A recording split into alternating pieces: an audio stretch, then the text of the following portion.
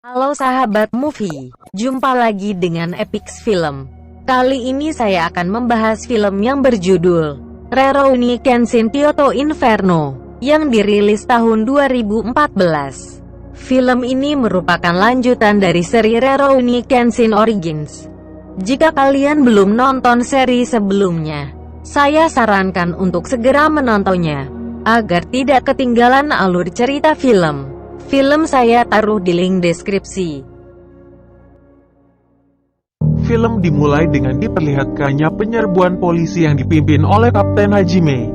Tapi di saat itu, mereka semua malah dibantai abis oleh musuh, menyisakan Hajime yang saat itu bertemu dengan tokoh kuat Shishio, yang ternyata kedatangannya sudah ditunggu oleh Shishio. Dengan diperlihatkannya satu-satu korban polisi yang dijatuhkan ke kobaran api, dia pun hanya sendiri dan mencoba mendekati Shishio. Tapi Shishio hanya menyapanya lalu pergi. Di tempat lain saat Kenshin sedang bersama teman-temannya, tiba-tiba datang dua polisi yang dipimpin oleh Inspektur Kawaji. Mereka bermaksud untuk menyampaikan bahwa salah satu orang paling berkuasa di Jepang yaitu TN Okubo mengundang Kenshin untuk segera menemuinya. Dikarenakan itu adalah perintah TN Okubo, akhirnya Kenshin pun ikut pergi dengan mereka, juga ditemani oleh Sanosuke yang ikut pergi menemani Kenshin. Mereka pun bertemu TN Okubo dan langsung menjelaskan maksud dari pertemuan tersebut. Dikarenakan adanya bahaya ancaman Shishio terhadap pemerintahan, dengan mengajak Kenshin untuk kembali bekerja sama dengan pemerintah, yang mungkin satu-satunya orang yang bisa menghentikan Shishio. Di sini diceritakannya asal-usul Shishio, di mana kita kembali ke perang Bakumatsu. Terlihat skill bertarung Shishio yang hampir sama dengan Batosai. Tapi karena Shishio adalah orang yang harus membunuh, sampai-sampai teman sendiri pun dibunuhnya, yang akhirnya mereka semua menghabisi Shishio saat itu, dan membakar mayatnya bersama mayat-mayat lainnya. Tapi anehnya, Shishio berhasil selamat saat itu, dan bermaksud ingin balas dendam. Dengan berat hati, Kenshin pun menolak tawaran TN Okubo. Tetapi mereka dengan liciknya, malah mengungkit kasus Megumi. Dengan kata lain, Kenshin mau tidak mau, harus menerima tawaran TN Okubo, agar temannya Megumi terbebas dari masalah. Sorenya, saat TN Okubo di perjalanan, dia pun terbunuh oleh anak buah Shishio, yang bernama Sojiro. Setelah itu, Kenshin pun mengetahui kematian TN Okubo, dan merasa kehilangan. Tidak lama setelah itu, Kenshin diajak oleh Inspektur Kawaji, untuk melihat langsung korban-korban pembunuhan anak buah Shishio. Dengan rasa bersalahnya, karena merasa masih gagal dalam mewujudkan kedamaian di era Meiji ini, Kenshin pun berniat untuk segera menghentikan Shishio. Teman-teman Kenshin pun kecewa atas kepergian Kenshin, termasuk Sano yang terlihat paling kesal, dan terlihat hendak pergi untuk segera menyusul Kenshin. Tapi, saat di perjalanan, tiba-tiba bertemu dengan seorang samurai, yang menanyakan keberadaan Batosai. Sano pun melampiaskan amarahnya ke orang itu untuk menantangnya berkelahi, dan dia berbohong akan memberitahu keberadaan Batosai, jika dia bisa mengalahkannya. Mereka berdua pun bertaruh, dengan adanya Megumi yang melihat langsung, saat Sano dihajar habis-habisan oleh orang itu. Sano pun tak berdaya dan hampir terbunuh. Untungnya Megumi berteriak dan orang itu pun berhenti menghajarnya, dan langsung mendatangi Megumi untuk menanyakan keberadaan Batosai. Tanpa habis akal, Megumi pun berpura-pura sebagai orang lain dan tidak mengenalnya. Lalu orang itu pun pergi. Di perjalanan, saat Kenshin hendak mencari air, tiba-tiba ada seorang perempuan yang mencuri pedang Kenshin lalu kabur. Tapi sejauh-jauhnya gadis itu kabur, Kenshin pun selalu mencegatnya. Gadis itu pun jengkel dan menyerang Kenshin, tapi Kenshin hanya berusaha menghindari serangan gadis itu dan berusaha menanyakan alasan mencuri pedangnya. Tanpa sempat membalas pertanyaan Kenshin, gadis itu pun tidak sengaja membuka sarung pedang Kenshin, dan baru menyadari jika pedang Kenshin tidak berbahaya. Tapi, tiba-tiba terlihat anak kecil yang meminta tolong untuk segera menyelamatkan kakaknya. Tapi di saat mereka sudah mendatangi keberadaan kakaknya itu, kakaknya sudah meregang nyawa, yang ternyata ulah anak buah Shishio. Mereka pun bergegas menuju desa asal anak tersebut, dan tidak disangka ternyata kedua orang tua anak itu juga menjadi korban pembunuhan anak buah Shishio. Tidak lama gerombolan anak buah Shishio pun datang, dan hendak menyerang Kenshin. Pertarungan pun terjadi, antara Kenshin yang hanya sendiri, melawan mereka semua.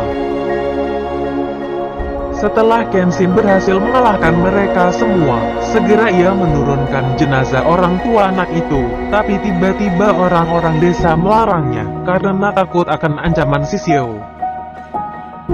Tidak lama, anak buah Shishio yang bernama Shijiro datang, yang ternyata menyambut kedatangan Kenshin, dan mengantarkannya kepada Shishio. Di sini diperlihatkan momen pertama pertemuan antara Kenshin dengan Shishio. Shishio pun mengatakan maksud yang sebenarnya, bahwa ia sebenarnya ingin mengundang Kenshin untuk bergabung dengannya, dan berusaha mempengaruhi Kenshin agar dia ikut dengannya. Kenshin pun jelas menolak ajakan Shishio, karena dia tidak terima dengan kekejaman Shishio selama ini. Dia pun langsung menantang Shishio. Tapi yang ada Shishio malah menyuruh Sojiro untuk meladeni Kenshin, dan pergi begitu saja. Akhirnya mereka berdua bertarung, dengan tidak disangka Sojiro mampu mengimbangi Kenshin. Di saat mereka saling menebaskan pedangnya, ternyata pedang Kenshin langsung patah. Pertarungan pun berakhir dengan dimenangkan Sojiro, dan akan menantang tanding ulang saat Kenshin sudah mendapatkan pedangnya yang baru. Sementara di dojo Kamiya Kashinryu, terlihat teman-teman Kenshin kesal, dan hendak menyusul Kenshin ke Kyoto. Sano pun pergi terlebih dahulu, dengan disusul oleh Kouru, yang ditemani Yahiko. Kembali ke Kenshin, saat di perjalanan, tiba-tiba gadis yang kemarin itu mengundang Kenshin ke penginapannya, dan ternyata gadis tersebut adalah seorang pimpinan organisasi ninja pengintai, dan bernama Hisao, yang dulunya bekerja sama dengan pemerintahan Shogun. Tapi saat ini niat mereka hanyalah ingin membantu Kenshin dalam misinya menghentikan Shishio dengan menceritakan seorang yang bernama Aoshi, yang ternyata dialah orang yang mencari Batosai. Di sini diperlihatkan masa lalu Aoshi yang saat itu kalah tenar dengan Batosai, dengan ambisinya ingin mengalahkan Batosai, dan sebuah pengakuan terlihat teman-teman Aoshi yang dibantai Shogun saat dan dia pun seakan menyalahkan Batosai karena telah pamor saat itu, sehingga semua temannya harus dieksekusi. Kembali ke Kenshin, dikarenakan pedang Kenshin patah saat melawan Sojiro, dia pun hendak mencari teman lamanya yang bernama Saku Arai. Dialah yang membuatkan pedang mata terbalik, dan ternyata temannya itu sudah tiada, tinggal anaknya yang bernama Seiku Arai bersama keluarganya. Kenshin pun menghampiri Seiku untuk meminta membuatkan pedang yang sama, tapi Seiku tidak bisa memenuhi permintaan tersebut karena pembuatan pedang saat ini sangat dilarang di era Meiji. Kenshin pun pergi dan meninggalkan Seiku. Tapi tidak lama setelah itu, datanglah anak buah Shishio yang bernama Chao si pembunuh, dan menanyakan keberadaan pedang terakhir Saku, yang ternyata masih ada dan tersimpan. Dengan menyandra anak Seiku, Seiku pun bergegas menemui Kenshin untuk meminta tolong menyelamatkan anaknya. Kenshin pun menemui samurai tersebut, yang ternyata mengetahui pedang Kenshin yang sudah patah. Tapi tanpa ada pilihan lain, Kenshin harus menghentikan orang itu dengan hanya menggunakan sarung pedangnya. Pertarungan pun terlihat tidak seimbang.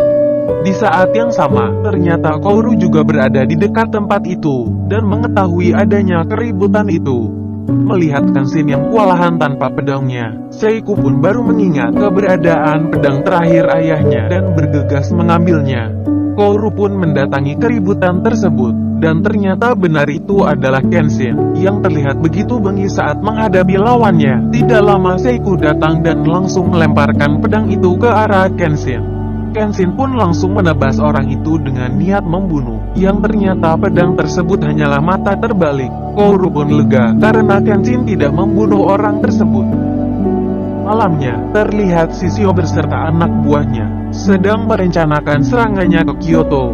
Sementara di markas polisi, terlihat Hajime sedang menginterogasi Kou si pembunuh tentang rencana Shishio. Tapi Chao hanya tertawa dan hanya menceritakan rencana Shishio yang akan menyerang Kyoto.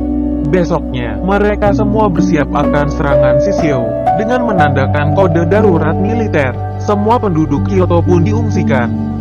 Malamnya saat mereka sudah benar-benar siaga tempur, datanglah pasukan Shishio dengan membawa kobaran api. Pertempuran pun dimulai, dengan datangnya Sano yang juga ikut bertempur. Tapi anehnya, tidak satu pun yang melihat keberadaan Shishio saat itu. Pertempuran pun sepertinya berjalan lancar. Dengan mudahnya mereka mengalahkan semua anak buah Shishio. Hajime pun merasakan kejanggalan, sepertinya ini hanyalah pengalihan belaka.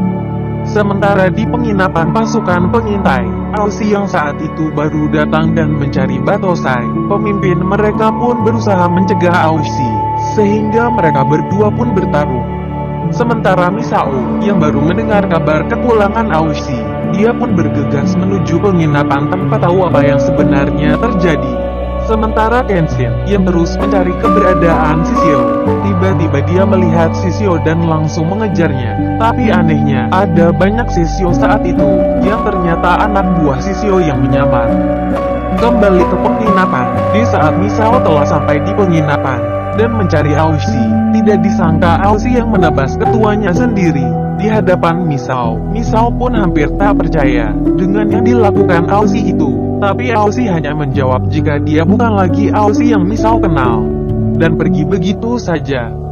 Di saat Kenshin mengalahkan semua Shishio palsu tersebut, dia pun baru menyadari jika pertempuran ini hanyalah pengalihan. Dia pun bergegas mencari Kouru. Di perjalanan, tiba-tiba dia berpapasan dengan Sojiro, dan melihat Kouru yang tak sadarkan diri, tengah dibawa lari oleh Sojiro. Kenshin pun langsung mengejarnya. Sementara, Shishio yang ternyata dari awal merencanakan akan menuju Tokyo, terlihat kapal perang Shishio yang akan berlayar menuju Tokyo. Dengan disusulnya Sojiro yang memasuki kapal tersebut, Kenshin pun menyusul Sojiro, dan langsung menerobos kapal, yang ternyata itu adalah rencana Shishio untuk memancing Kenshin ikut bersamanya. Untuk menyelamatkan Horu, Kenshin pun langsung menerobos dan mencoba mengalahkan semua anak buah Shishio yang menghalanginya. Yang ternyata, ada beberapa lagi anak buah Shishio yang susah dikalahkan. Shishio pun menyambut Kenshin, sambil diperlihatkan Kouru yang sudah diikat. Untuk membangkitkan wujud Batosai Kenshin, ternyata Shishio sengaja menculik Kouru, dan akan membakarnya tepat di hadapan Kenshin. Dengan penuh amarah Kenshin pun menyerang mereka semua, tapi anak buah Shishio malah menendang Kouru dan terjatuh di laut. Kenshin pun berusaha menyelamatkan Kouru, tapi dihalangi oleh mereka semua. Dan di saat Shishio lengah, Kenshin berhasil menjeburkan dirinya ke laut. Dikarenakan di saat itu tengah badai, terlihat Kenshin kesulitan mencari keberadaan Kouru. Esoknya, Kenshin ditemukan terdampar di tepi laut, dan tak sadarkan diri. Terlihat, seseorang yang sedang memapah tubuh Kenshin. Siapakah dia? Jawabannya ada di next episode. Sampai bertemu lagi di next episode. Bye-bye.